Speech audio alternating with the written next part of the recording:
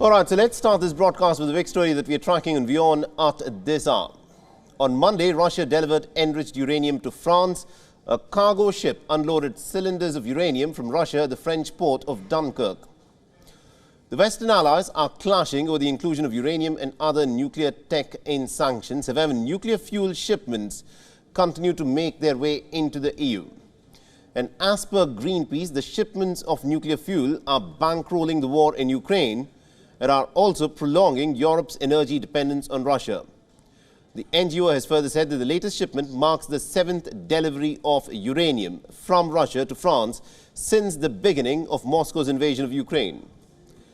In a report earlier this month, Greenpeace also criticized France's dependence on Russian nuclear power.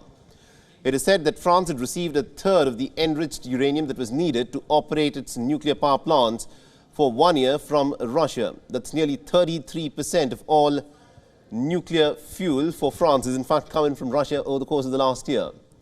The French government, however, denies these claims. The government has said that France does not depend in any way on Russia for the operation of its nuclear power plants.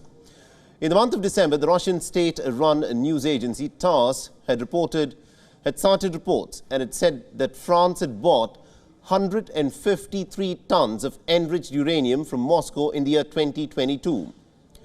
The Ukraine war has prompted an energy mix rethink, and France is mulling a nuclear revamp.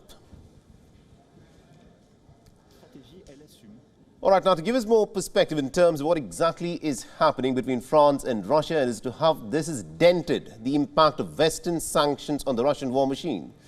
We're being joined by Peter Klepp from Brussels. He's a policy analyst at the EU Brexit Eurozone. Now, Mr. Klepp, thank you very much indeed for taking time out and speaking to us here on WION. And this is a question that everyone is going to ask.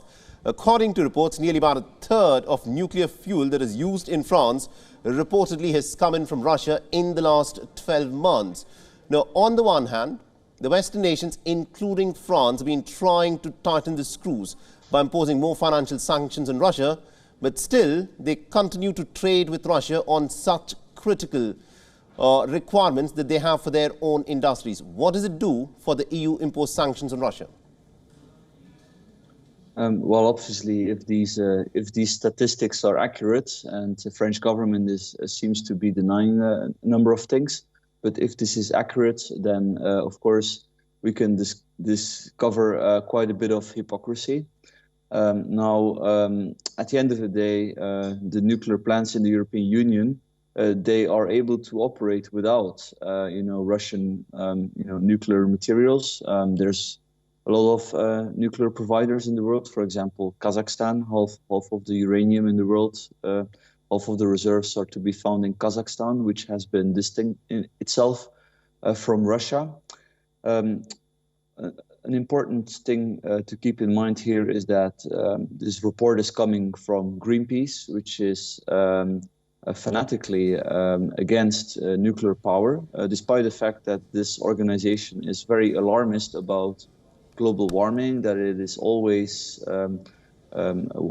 arguing that we should reduce CO2 emissions. Right. So it's a bit weird then to oppose nuclear power, but that's maybe on the sidelines. I get that, Mr. Klepp.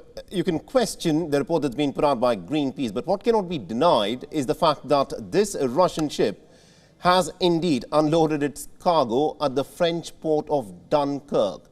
Now, these are very concrete reports of trade that is taking place between Russia and France. And this is something in a very critical technology. This is nuclear enriched fuel that Russia is now supplying to France. With that being the case, do you think France would be a reliable ally in the Ukraine war? Well, look, if you're looking at hypocrisy in the context of EU sanctions, then it's easy to find, contradictions and hypocrisy. For example, last year, let's not forget that the European Union has not been sanctioning Russian energy completely. And there was only an embargo on coal, which was ultimately only a problem for Poland. There was a sort of a half-hearted embargo on Russian oil, but the European countries have never restricted Russian gas. Absolutely, It's Russia, it's Putin that has been cutting off the gas. Yes, Germany has ended the project of Nord Stream 2, but there was no gas flowing already. It had not yet been activated. So there's many contradictions in the sanctions. And I think more importantly, if we look back at the important questions, have these sanctions done much good to help Ukraine?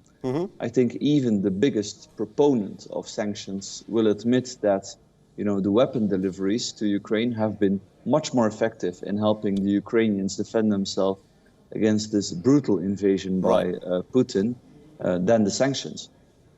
Absolutely indeed. Ms. Klepp, thank you very much indeed for joining us and getting us all those insights there. WION is now available in your country. Download the app now and get all the news on the move.